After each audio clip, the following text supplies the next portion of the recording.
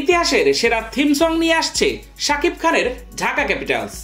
ঢাকা ক্যাপিটালসের theme song প্রকাশের আগেই শুটিং এর ভিডিও ও ছবি সামাজিক যোগাযোগ মাধ্যমে প্রকাশ হওয়ার সাথে সাথেই শুরু হয় আলোচনা। 5 থেকে 6 দিন ধরে এফডিসিতে এক ঝাঁক তারকা নিয়ে এই গানের শুটিং করা হয়। কোটি টাকা খরচে এই গান তৈরি হচ্ছে আলোচনা থাকলেও ঢাকা ক্যাপিটালসের হয়ে অভিনেতা ইমন জানিয়েছেন তামিল গানের বাজেটের সমপরিমাণের বাজেটেই গানটিতে খরচ করা হচ্ছে। ইমন জানান এই গানে শাকিব খানের এন্ট্রি চমক নিয়ে আসবে। বিপিএল এর নতুন দল ঢাকা ক্যাপিটালস মাঠের বাইরেও আলোচনার কেন্দ্রে। বাংলাদেশের সিনেমার সবচেয়ে জনপ্রিয় নাম শাকিব খানের মালিকানাধীন এই দল প্রথমবারের মতো বিপিএল এ অংশগ্রহণ করেছে। দলটি এবার ঘোষণা করেছে মিউজিকের ক্ষেত্রেও তারা আনছে নতুন মাত্রা।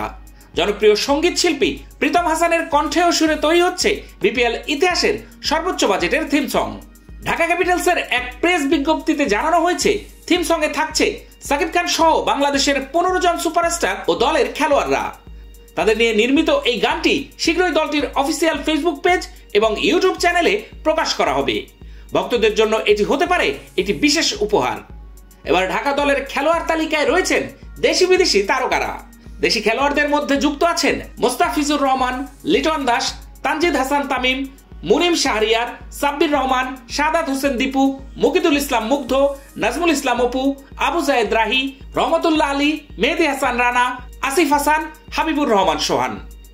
বিদেশি খেলোয়াড়দের মধ্যে আছেন Thisara Perera, Johnson Charles, Stephen, Chaturanga de Silva, Shahnawaz Dahani, Riaz Hasan ও জিন পিয়ের কুরজে। দলটির কোচিং স্টাফেও রয়েছে উল্লেখযোগ্য নাম। প্রধান কোচের দায়িত্বে রয়েছেন খালেদ মাহমুদ সুজন, আর মেন্টরের দায়িত্ব পালন করবেন পাকিস্তানের সাবেক স্পিনার সাইদ আজমল। ঢাকা ক্যাপিটালসের থিম সং নিয়ে ইতিমধ্যেই সামাজিক যোগাযোগ মাধ্যমে ভক্তদের মধ্যে ব্যাপক আগ্রহ তৈরি হয়েছে। বিশেষ করে শাকিব খানের সম্পৃক্ততা এবং প্রীতম হাসানের গান ভক্তদের প্রত্যাশারও বাড়িয়ে তুলেছে। বিপিএল 2025-এর ঢাকা ক্যাপিটালসের যাত্রা কেমন হয় তা সবাই বলে দেবে। তবে মাঠের লড়াইয়ের পাশাপাশি থিম সং দিয়েও ভক্তদের মন জয় করার প্রস্তুতি নিচ্ছে দলটি।